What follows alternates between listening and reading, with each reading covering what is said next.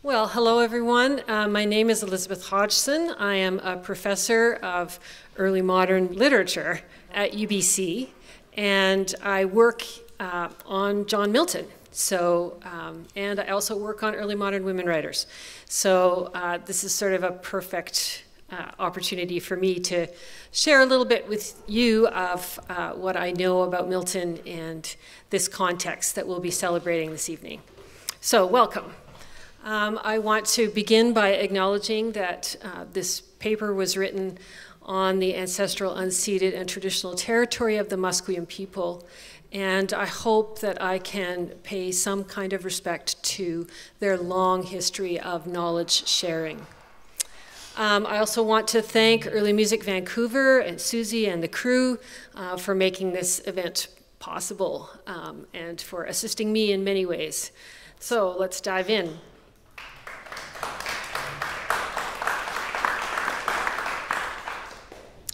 So I'm really pleased to be here as a Milton scholar in a concert about Milton, as a researcher on early modern women writers, and also as a choral singer myself of early music. So this is kind of like a three-scoop sundae with a cherry on top for me.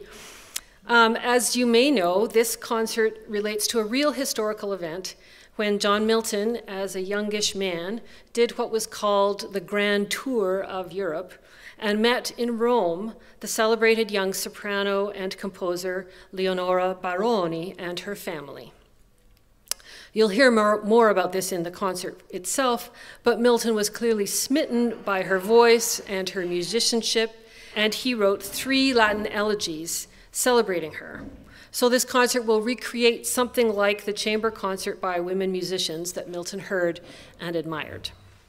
Now, I have to say, for those of us who study Milton, this encounter and Milton's crush on Leonora is both believable and a little mind-blowing. Kind of encouraging, but also kind of odd. Because Milton himself was a bit of a cross between Bernie Sanders and Jordan Peterson, if you can imagine that. And in 2 particular ways, the occasion that this concert celebrates is a little out of character for the Milton that we know from his writings. So I want to acquaint you with that side of Milton first. First of all, it's really quite hard, if you know Milton's writing, to see him as someone who would in fact celebrate an accomplished woman.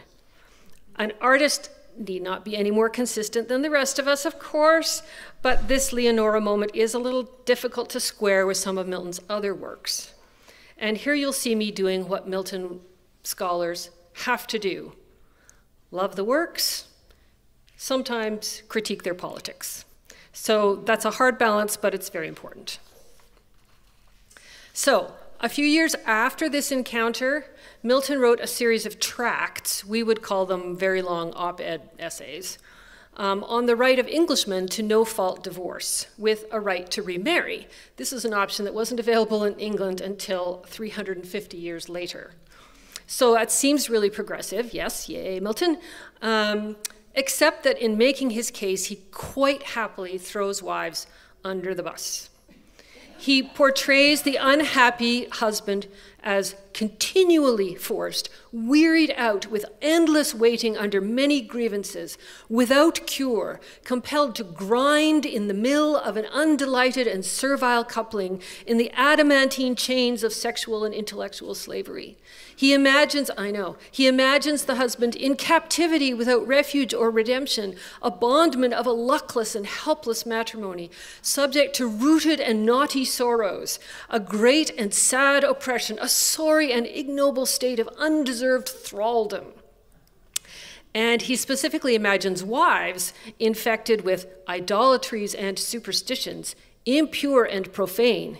He acknowledges the wife here as an unclean thing, a rottenness to his bones.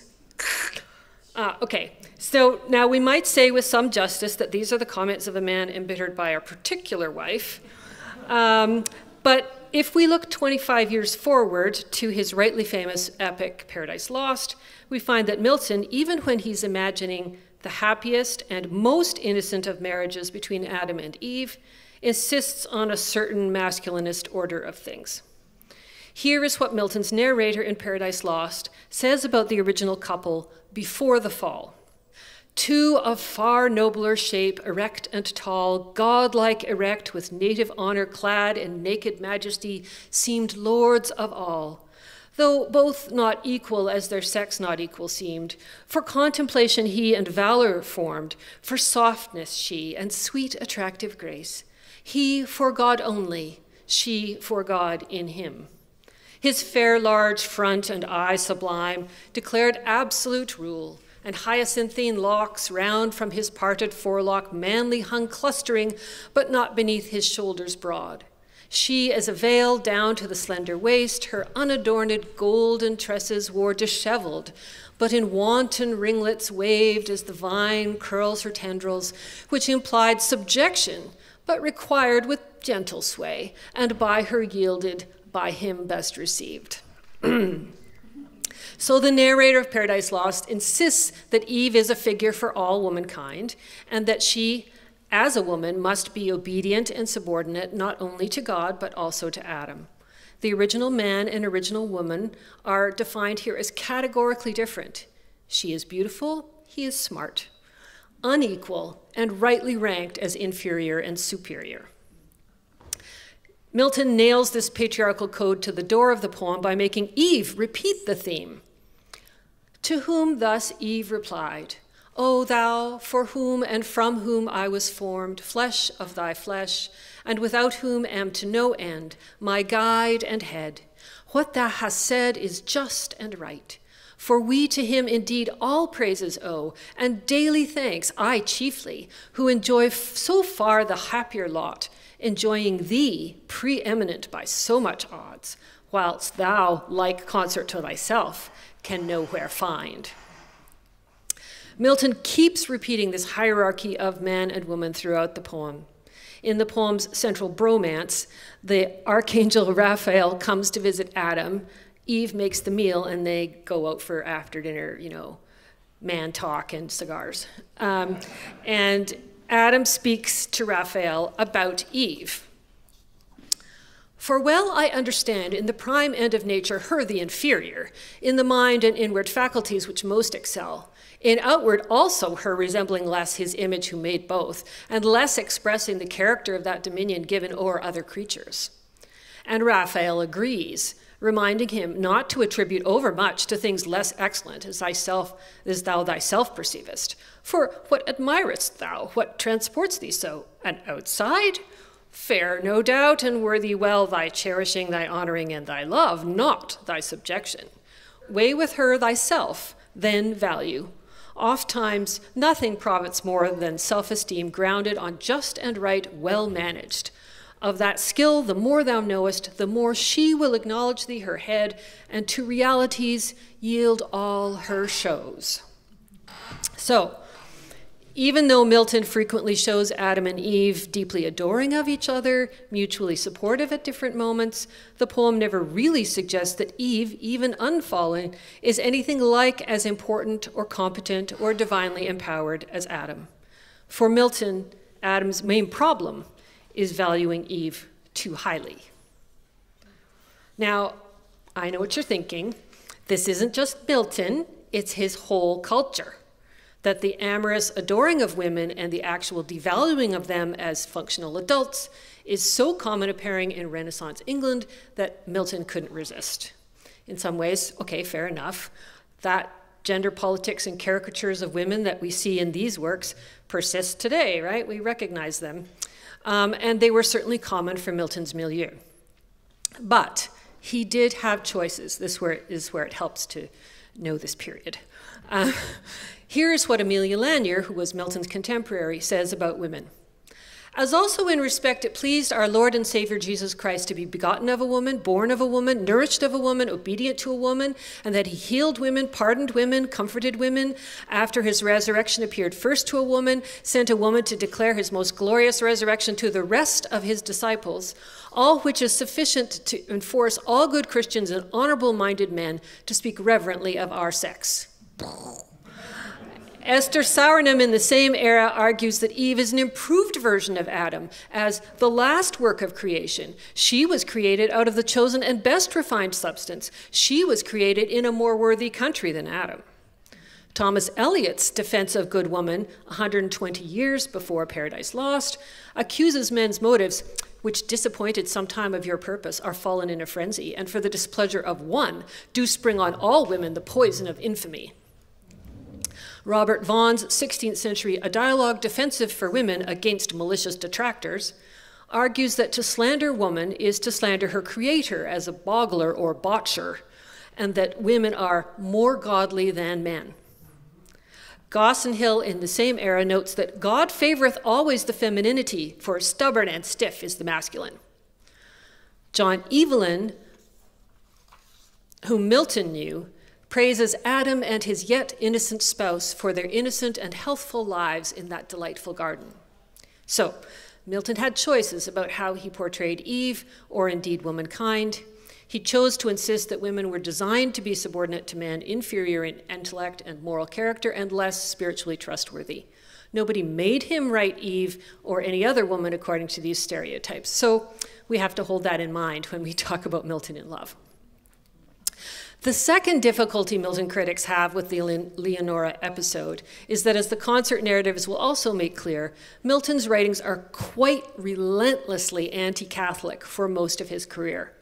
So it's a little bit of a stretch to imagine Milton enamored of an Italian Catholic anything. The Roman Church, in Milton's eyes, my apologies if you're Catholic, in advance. The Roman Church, in Milton's eyes, is the triple tyrant, the Babylonian whore, a nest of idolaters. Milton accuses Catholics and Catholic institutions of error, superstition, pathologies of various sorts, criminality, corruption, depravity, and femininity. He equates popery and open superstition. English Protestants went from calling the Pope the Holy Father to calling him the Bishop of Rome. And the Italianness of the papacy was definitely part of the insult. So the political realities of Milton's distrust of women and his visceral reactions to Catholics do make this Leonora moment seem in some respects rather incredible. So how did I come up with this Sing, Pray, Love title, you might wonder? Okay, well, here's the other half of the story.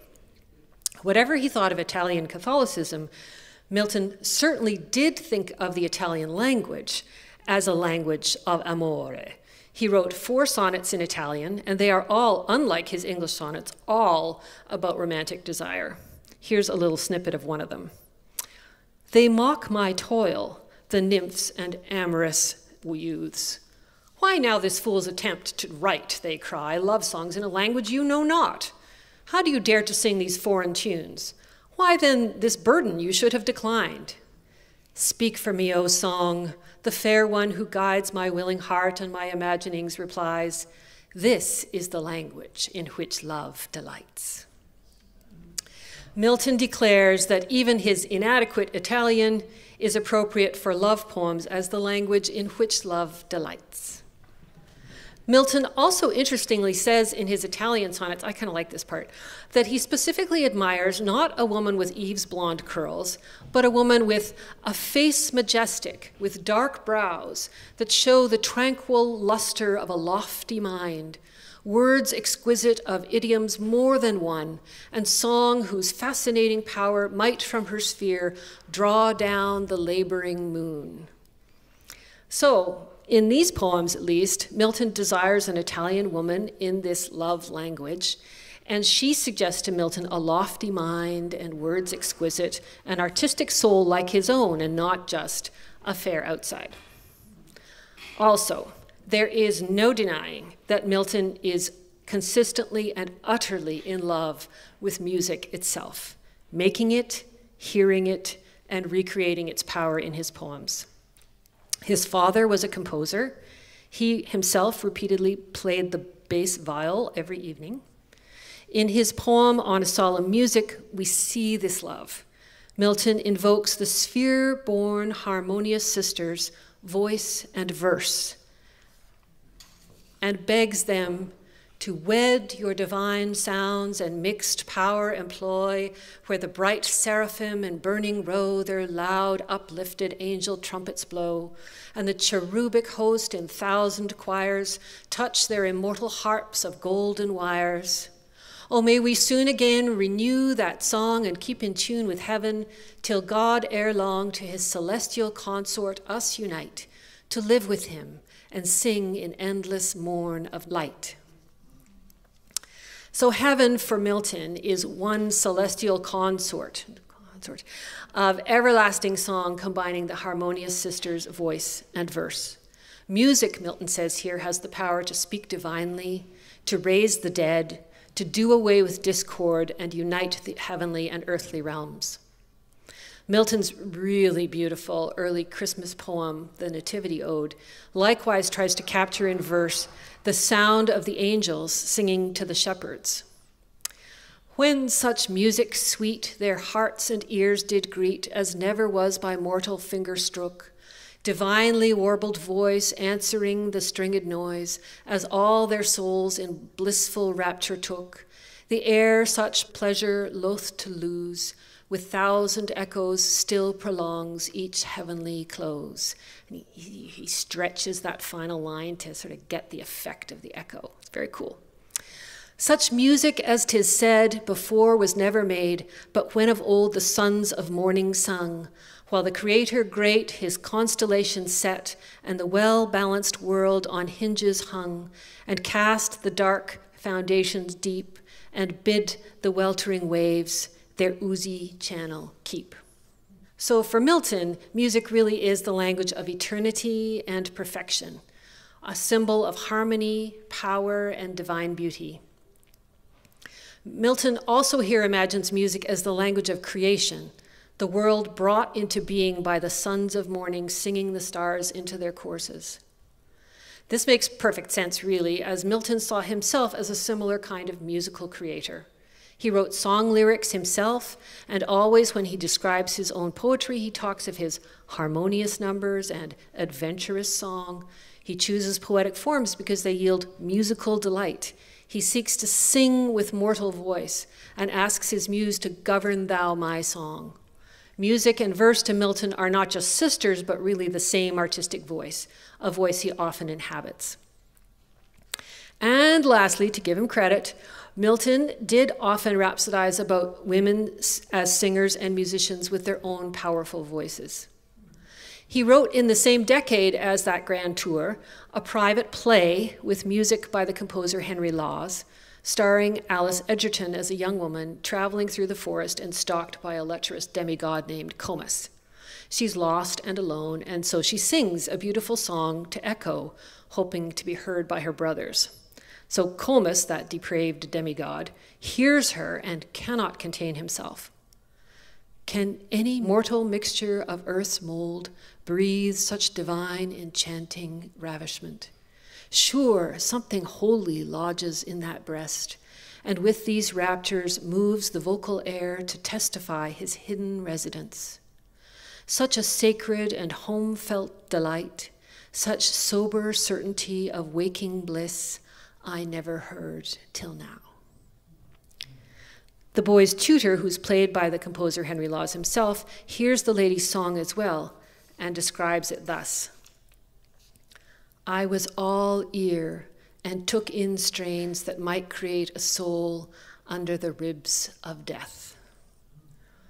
The lady's voice is itself creative, transformative, and sacred.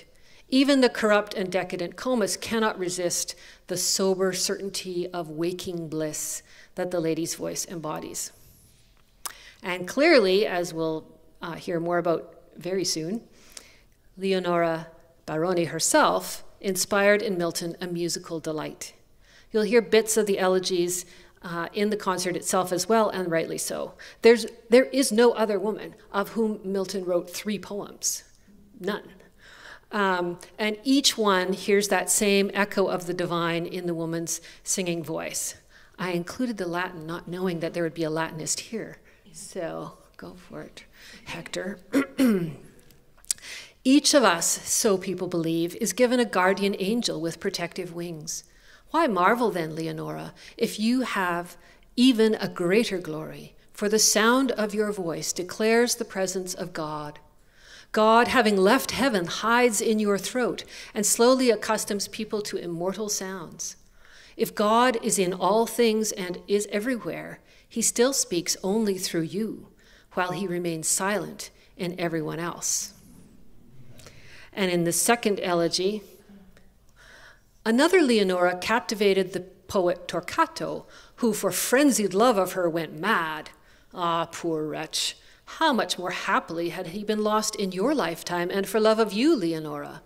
He would have heard you singing with Pierian voice as the golden strings of your mother's lyre moved in harmony. Though he had rolled his eyes more fiercely than the Dircean Pentheus, or all insensible had raved, yet you, by your voice, could have composed his senses wandering in their blind whirl.